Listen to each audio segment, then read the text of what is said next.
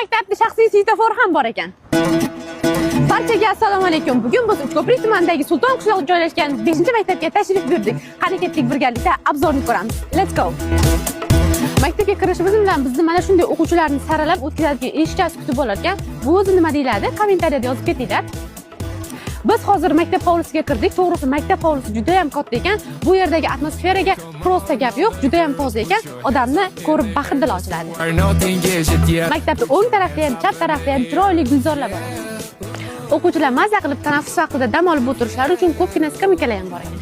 Maktabga yashil makon dasturi asosida mana shunday ko'pgina archalar ekilgan ekan. Zo'ra. O'quvchilar mazza qilib sport mashg'ulotlarini o'tish uchun mana shunday kattagina sport zali ham bor ekan. O'quvchilar mazza qilib futbol o'ynashlari uchun mana shunday kattagina stadionlari ham bor ekan.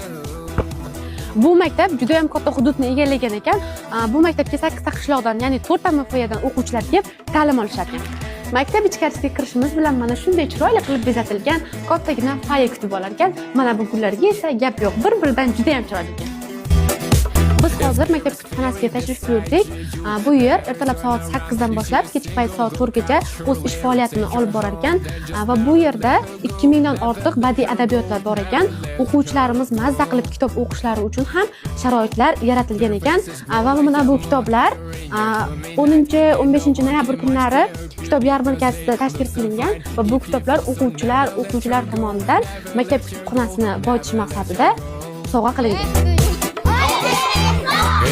Bu maktabda naq 1534 o'quvchi bor ekan. Ulardan qizlar 761 ta ekan, o'g'il bolalar esa 773 ta ekan. 130 dan ortiq oliy ma'lumotli pedagoglar esa o'quvchilarga dars berishar ekan. Shunday qilib 5-maktabga qilgan sarguzashtimiz o'z nihoyasiga yetdi. To'g'risi men bu maktabdan juda ham katta energiya bilan qaytyapman. O'zingizni va yaqinlaringizni ehtiyot qiling. Ko'rishguncha xayr.